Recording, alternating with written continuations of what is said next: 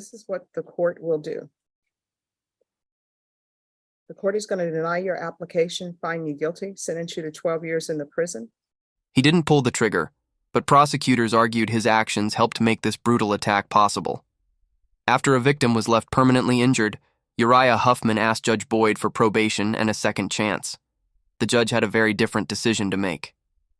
A2 CR 7209, State of Texas versus Uriah David Huffman. Can I have parties announced for the record for the state? Jason Garahan, Your Honor. Defense? Carl Alexander for Mr. Huffman. And are you Mr. Huffman? Yes, ma'am. All right, you entered a plea of guilty on September 11th. You applied for deferred adjudication. According to the plea bargain agreement, punishment is to be assessed at a cap of 12 years in the prison. There are two cases that are being taken in consideration. There's an affirmative finding of deadly weapon, a $5,000 fine, and the state is opposing your application. And there is restitution to Joshua Sandoval and Ramon Lavario. Have both parties had a chance to review the PSI report? Yes, Your Honor, the state has. Yes, Your Any objections? Honor. There's a few corrections, Judge, but I think we can handle most of that during testimony. All right. State, do you have any witnesses? All right, defense, do you have any witnesses? Yes, Your Honor. I guess first I'll go ahead and take care of the Zoom witness called Candy Huffman. All right, can you unmute yourself, please? All right, any objections to the witness appearing by Zoom? State, No, Your Honor. defense? No. All right, could you raise your right hand for me, please? Do you solemnly swear or affirm the testimony you give will be the truth, and nothing but the truth, so help you God? Yes, I do. All right, you can lower your hand. State your name for the record, please. Candy Joanne Huffman. Defense. Thank you, Your Honor. Ms. Huffman, although I think we can tell by your last name, how are you related to Uriah? I'm his mother. And how old is Uriah? 26. Oh God. Have you not seen Uriah in a while?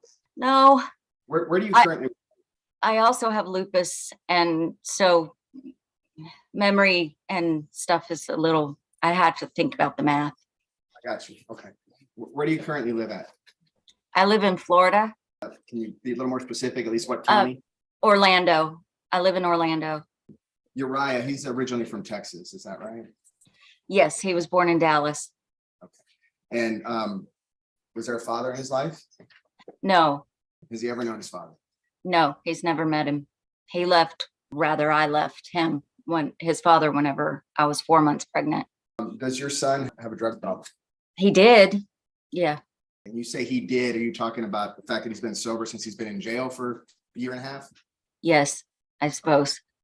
So prior to his arrest for the offenses that brings him here today, how bad would you say Uriah's drug use was? I would say probably pretty bad. As far as what I was aware, he was always, Did he choose to be homeless in order to feed that addiction? I think that I don't think he chose to be homeless in order to feed the addiction, to be honest. I think he chose to be homeless, and the addiction, or the drug use rather, was just part of it because of the people that he was around. So during the time that Uriah took part in hurting people, was he the same Uriah that you knew and raised? No, absolutely not. Uriah was never violent. Even whenever I found out about what happened, I was shocked.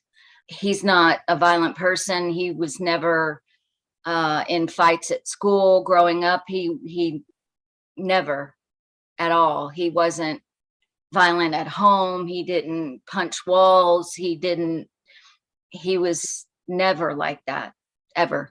Since his incarceration, have you had contact with him, either through Yes. phone, video visits? Yes.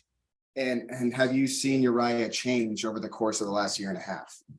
Yes, he, other than just being understandably sad and depressed and lonely, as you would be in the situation that he's in, I got my son back.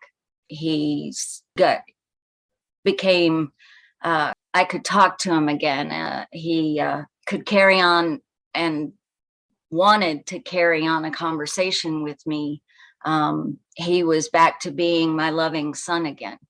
Now, if the judge grants Uriah deferred adjudication, okay, will he have a place to live? Yes, he can live here with me. So that would be in Florida.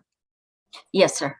And again, if he's granted deferred, there's probably going to be a lot of requirements of him, such as making appointments, being tested for substance abuse, probably doing some type of classes of community service.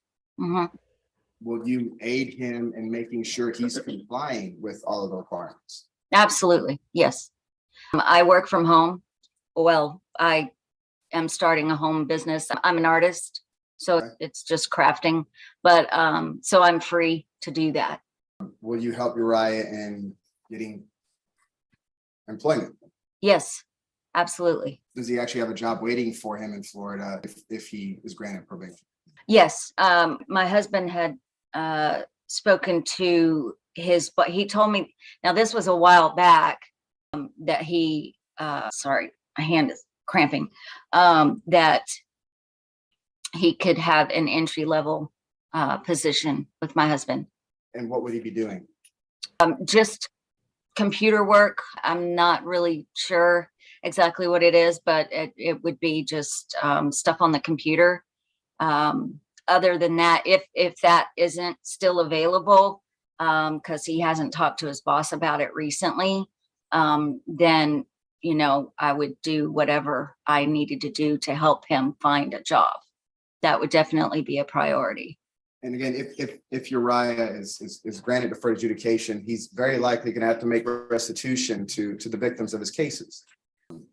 Would you help him make sure that he stays employed and he's making good on that debt?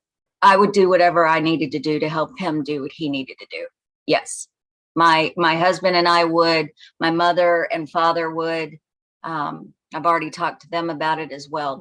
My mother and stepfather also live here. That's why I moved here. And they're also supportive. So that's a support structure that Uriah has there in Florida. Did he have all that here before when he chose to get lost in drugs? He's always had me, but no, not really. Other than me, no. So now it's a bigger support structure waiting for him. Yes, I would say so. But he also has, he won't know anybody here. Nobody from anybody that he used to run with or know on the streets or anything. Like, he won't know anybody here. So it would be a complete fresh start. And as far as that goes, I think that would be a great help as well. And that's just my opinion. But All right, Ms. Huffman. Thank you for your time. I'll pass the witness. Defend, I'm sorry, state. Thank you. Ms. Huffman, I'm Jason Garahan. I'm a prosecutor for the state of Texas. yes, sir. Hi. Hi, nice to see you on Zoom here. I got the indication that you're, when Mr. Alexander was asking you some questions, that, tell me if I'm wrong, but Uriah's violence towards other people was sort of a drug induced. Is that what you feel? Yes, I think that it was drug induced and because of who he was with, more than anything. You are aware that there's a evaluation, what we call a precedence investigation, where your son stated that he denied consuming alcohol or drugs during the commitment of this offense of aggravated assault on an individual. Are you aware of that? No, I'm not, but I know how methamphetamines work, and I know my son, and he wasn't the same person at that time Were you there? mentally. Sorry. No, I wasn't. I obviously wasn't there, but I talked to him often. Well, sometimes I wouldn't talk to him for a month or two, but I mean, I talked to him that day, the day that he got arrested, and I could hear it in his voice. Did you know that if he actually didn't get arrested on the day of the offense? Well, no. In his precedence investigation, he said he did meth after the offense happened. in the days following. You're not aware of that, are you? No, And are you aware of the victim's injuries in this case? the victim's what?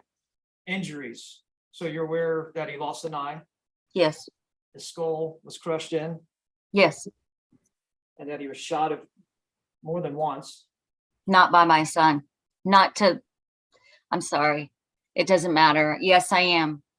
And it's a terrible thing. And I'm glad that he is alive. You're also aware he was stabbed. Is that correct? No, no, I wasn't aware of that part, but I mean, it doesn't make it any better or worse. It's all bad. You realize also that he was hogtied with his arms Yes. and his behind him Yes. and put in a trunk of his own car Hmm. and driven around and then dumped on the side of the road without many articles of his clothing, pretty much naked. Are you aware of that? Yes. Your son told you this? Okay, no further questions, John. All right, any further questions? All right, you can call your next witness. All right, can you All right. raise your right hand for me, please? Do you solemnly swear or affirm the testimony you give will be the truth and nothing but the truth, so help you God? Yes, ma'am. All right, you can lower your hand if you'll state your name for the record, please. Uriah David Huffman. All right, make sure you keep your voice up. Yes, ma'am. All right, defense. Thank you, Your Honor. All right, Uriah, you had a chance to go over this PSI. I'll just start there. All right, you're gonna have to answer yes or no. Yes, sir. Okay. And I believe you said there's a couple things you wanted to cover. Yes, sir. So let's just cut right to the chase about what happened to Joshua. Yes, sir. The PSI talks about you actually tying him up. Did you tell the probation officer you actually tied him up? Probation officer? That interviewed you for this? Did you tell them that you tied him up? I don't believe so. Okay. So as far as the tying up is concerned, because he was tied up, right? Yes, sir. How did you participate? What was your active role? I just got the rope. Okay. And I handed it to DK, or to Daryl, sorry. I'm sorry, could you speak up? I got the rope and I handed it to Daryl. And that's your co-defendant in this case, who I believe you referred to as DK. Yes, sir. The PSI also talks about you putting Josh in the trunk of his Yeah. car. Yes, sir. Did you do that? No, sir. Did you tell probation you did that? No, sir. Did you drive his car away with him in it? Yes, sir. The PSI also talks about when you guys went and stopped somewhere in Atkins, and it makes it sound like you took part in the shooting, like that you actively shot Joshua. Did you tell probation that? No, sir. I told them that I was there, yes, but I never touched the gun. I never did anything like that. Did you assist in removing Joshua from his trunk so that he could be shot? I don't believe so, no. Did you have a gun? No, sir. So are you the one that shot Joshua? No, sir. Who did shoot Joshua? Daryl shot Joshua. Now, you're not saying that you didn't participate in what happened to Joshua, are you? No, I'm not saying that. And I believe what's actually in the stipulated evidence is earlier that day, Joshua had actually hit you in the face with a guitar. Is that right? Yes, sir. And so you made DK aware of this? And whenever DK pulled up to the trailer, he asked me why I was bleeding, and I told him that Joshua hit me with a guitar. Okay. Did you ask DK to do anything to Joshua? No, sir. He walked in and started doing that on his own. Okay. But once DK started doing things to Joshua, you made a choice, right? Yes, sir. You chose to go get the rope. Yes, sir. You chose to drive the car. Yes, sir. And you chose to plead guilty as opposed to no contest, right? Yes, sir. So probably the biggest question in the back of the judge's mind is, based on everything that happened to Joshua, okay, and what you did participate in, Yes, sir. why in the world should she give you probation and not just send you to prison? Because I understand that it was wrong and not calling the cops and participating in any of it. And I believe that I can prove that that's not who I am, and that I'll be able to complete probation and pay back any kind of restitution that goes to them, to Joshua. Are you sorry for? Yes, of course. happened? I'm sorry that all of it happened to him. He didn't deserve it, and I'm sorry to his family. Well, they're right there. So you think maybe you should tell him and not us? Of course, I'm very sorry that all of it happened to Joshua. If I could go back, I would have called the cops. I would have tried my best to convince DK not to do it. I'm very sorry. You had an evaluation about your drug usage. Yes, sir. And I think it says in there you were using meth daily. Is that accurate? Yes, sir. DK wasn't just your friend, right? What do you mean? DK was selling that. Yes, sir. He was, yeah, And all the people you were associating with at the time, including Josh, you guys were all meth users, is that right? yes, sir. And if the judge takes a chance on you, that's a hard thing to shake. It was recommended that if you're granted probation, that you do inpatient therapy, Yes, sir. excuse me, rehab. Are you willing to do that and do what it takes? Yes, sir. No matter, because there's several programs a judge could choose from, some of which could take up to a year before you're ever released. Mhm. Are you willing to do that? Yes, sir. Are you asking the judge for a second chance despite your choices? Yes, sir. Tell her that, not me. Yes, ma'am. I would, I hope that you'll give me the chance and opportunity to prove that, or to give me a probation and even the drug rehab program. I'll pass the question. State, Yes, Your Honor. Mr. Huffman, you said you didn't actually actively shoot, Yes, sir. and you actively, I guess, grabbed a rope, handed it over to DK, which is Daryl King, right? Yes, sir. Daryl King's the one that shot Josh, is that right? Yes, sir. Who stabbed him? You're not aware? You didn't have a knife? No, sir. You didn't have a knife. No, sir. And so the stab wounds, you don't know how that happened? I'm aware that he got stabbed, but I don't So who know. stabbed him? all right, I'm gonna need you to speak up. I'm aware that he got stabbed, but I'm not aware of who stabbed him. Was there anybody else that could have stabbed him? Yes. Who? I don't know his name. It was just a guy. So you don't have the guy's name. No, sir. So this random guy that you don't know his name stabbed Josh. Is that what you're saying? No. So who I'm stabbed him? saying that there was another guy that, Could have done it. So you could have done it. no, that's not what I'm saying. You asked me if there was anybody else. Okay. Yes, there was. You were there. Yes, sir. You were there when he got put in the trunk. Yes, sir. You were there when he got tied up. Yes, sir. You're the one that drove the vehicle around, right? In a hot trunk. And you knew that this individual had been stabbed, beaten, and tied up. No, at the time, I did not know. You I didn't know he found had out, been beaten? no, that he'd been stabbed. I didn't find that out until I was already in jail. Oh, so you didn't witness any stab wounds. You didn't see him bleeding before he got shot? No, sir. He wasn't bleeding before y'all shot him on the side of the road. I didn't shoot him. I But know, I said y'all, law parties in the state of Texas, if you're standing there, you're participating, and that doesn't mean you pulled the trigger, but you were there, right? yes. And Yes, you sir. left with DK, right? Yes, sir.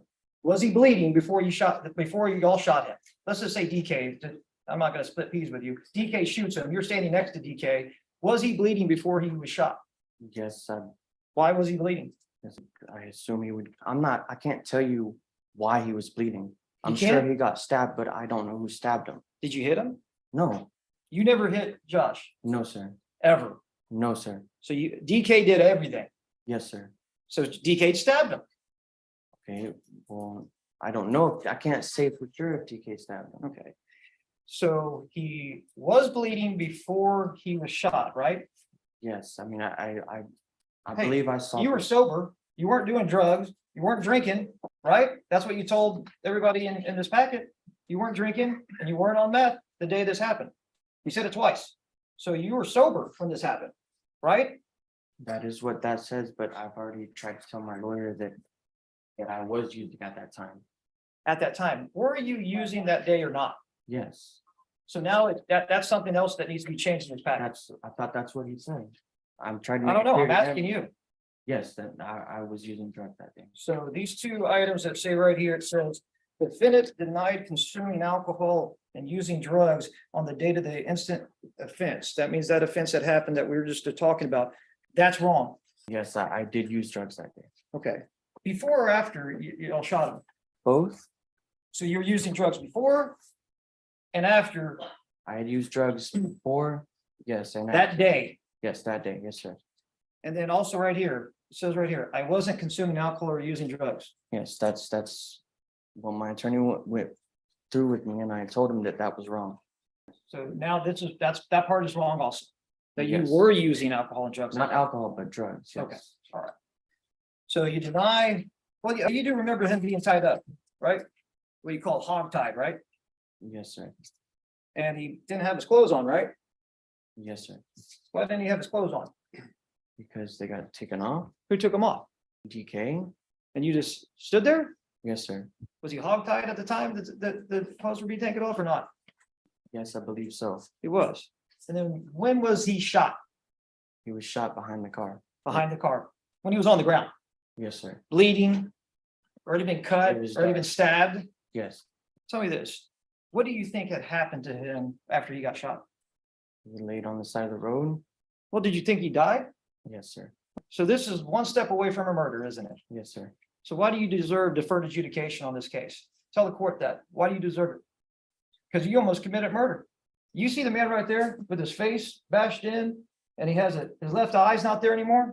Why do you deserve deferred for that? Can't honestly say that I don't, Thank or you. that I do. Thank you. No further questions.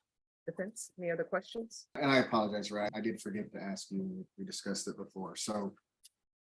Did you want to clarify with the court, you were using drugs that day, Yes. but you weren't drinking?